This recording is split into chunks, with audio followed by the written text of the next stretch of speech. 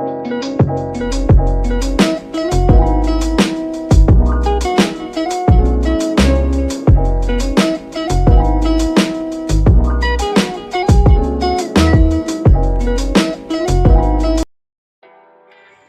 guys, Assalamualaikum warahmatullahi wabarakatuh. Perkenalkan, saya Patia Pairuzabada dengan NIM 1915026. Saya mahasiswi IAIN Syekh Abdurrahman Siddiq Bangka Belitung, jurusan Bimbingan dan Konseling Pendidikan Islam semester 4. Video ini dibuat untuk memenuhi tugas statistik pendidikan dengan dosen pengampu Ibu Nurul Pakih Isroi MPD. Oh iya teman-teman, sebelum saya menjelaskan materi tentang statistik inferensial, jangan lupa di subscribe, like, dan share video ini ke teman-teman kalian semua ya. Oke, langsung saja, selamat menonton. Yang pertama ada pengertian statistik inferensial. Statistik inferensial adalah serangkaian teknik yang digunakan untuk mengkaji, menaksir, dan mengambil kesimpulan berdasarkan data yang diperoleh dari sampel untuk menggambarkan karakteristik atau ciri dari suatu populasi. Pengertian statistik inferensial menurut para ahli, yang pertama ada Kolawole tahun 2001. Statistik inferensial ialah penghitungan penelitian kuantitatif yang digambarkan sebagai matematika dan logika tentang bagaimana generalisasi dari sampel ke populasi dapat dibuat. Yang kedua ada menurut Sugiono tahun 2012, statistik inferensial adalah teknik statistik yang digunakan untuk menganalisis data sampel dan hasilnya diberlakukan untuk populasi yang jelas, dan teknik pengambilan jenis sampel dan populasi yang dilakukan itu secara random. Nah, kemudian ada hipotesis penelitian. Hipotesis berasal dari bahasa Yunani hupo dan tesis. Hupo yang berarti sementara, lemah, kurang atau di bawah. Sedangkan tesis berarti pernyataan atau teori. Jadi, dapat kita simpulkan bahwa hipotesis merupakan suatu pernyataan sementara yang masih lemah kebenarannya dan perlu dibuktikan atau diuji kebenarannya.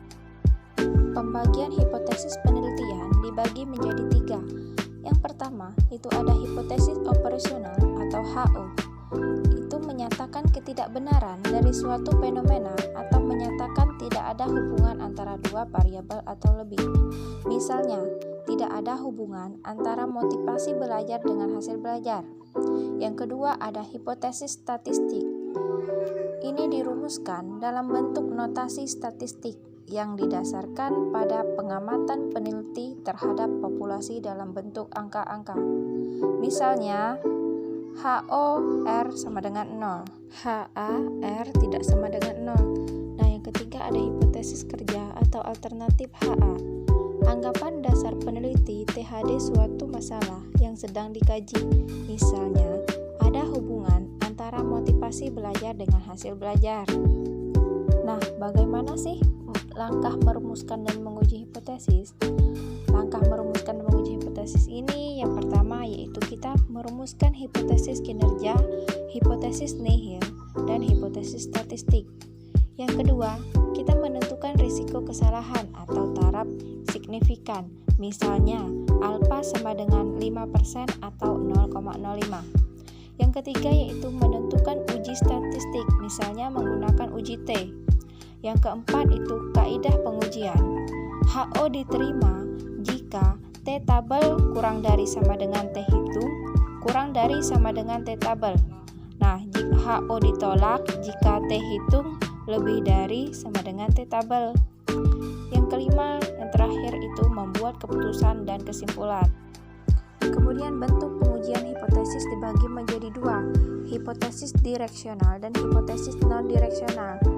Direksional ini dibagi menjadi 2 lagi. Yang pertama ada uji satu arah pihak kiri, di mana HO P lebih dari sama dengan 70%, HA P kurang dari 70%. Yang kedua ada uji satu arah pihak kanan, HO-nya P kurang dari sama dengan 70% dan HA P lebih dari 70%. Yang keduanya ada hipotesis non-direksional, yaitu uji dua sisi, di mana HO mu sama dengan 300 dan HA/U tidak sama dengan 300.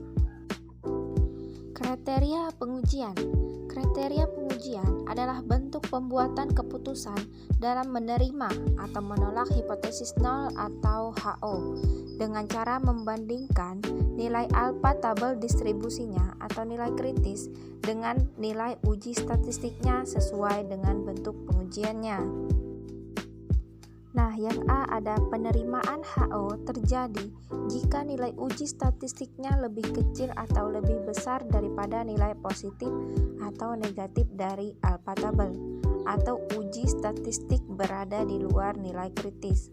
Yang B, penolakan HO terjadi jika nilai uji statistiknya lebih besar. Nah, lebih besar teman-teman, atau lebih kecil daripada nilai positif atau negatif dari alfa tabelnya, atau nilai uji statistik berada di dalam nilai kritis.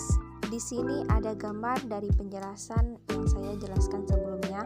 Bisa teman-teman lihat, itu yang gambar pertama itu ada contoh dari gambar daerah krisis uji pihak 2. Nah, gambar yang kedua itu ada daerah kritis uji 1 pihak kanan, dan yang terakhir ada gambar ketiga yaitu daerah kritis uji 1 pihak kiri. Nah, kemudian kita masuk ke penjelasan ke yang terakhir, yaitu ada pengujian hipotesis dan jenis-jenisnya. Hipotesis statistik akan diterima jika hasil pengujian membenarkan pernyataannya dan akan ditolak jika terjadi penyangkalan dari pernyataannya. Nah, dalam pengujian hipotesis, keputusan yang dibuat mengandung ketidakpastian, artinya keputusan bisa benar ataupun salah, sehingga menimbulkan resiko. Besar kecilnya resiko itu dinyatakan dalam bentuk probabilitas.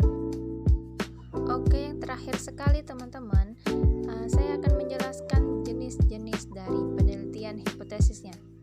Yang pertama berdasarkan jenis parameternya, yaitu pengujian hipotesis tentang rata-rata, ada pengujian hipotesis tentang proporsi, dan kemudian ada pengujian hipotesis tentang varian.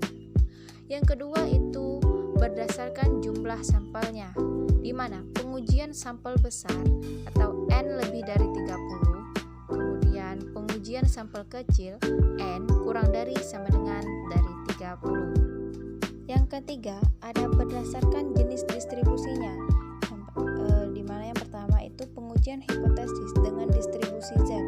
Yang kedua ada pengujian hipotesis dengan distribusi T atau T-student. Yang ketiga ada pengujian hipotesis dengan distribusi X kuadrat atau chi-square. Dan yang keempat ada pengujian hipotesis dengan distribusi F atau F-ratio. Dan yang terakhir ada berdasarkan arah atau bentuk formulasi hipotesisnya. Yang pertama ada pengujian hipotesis dua pihak atau two-tail test.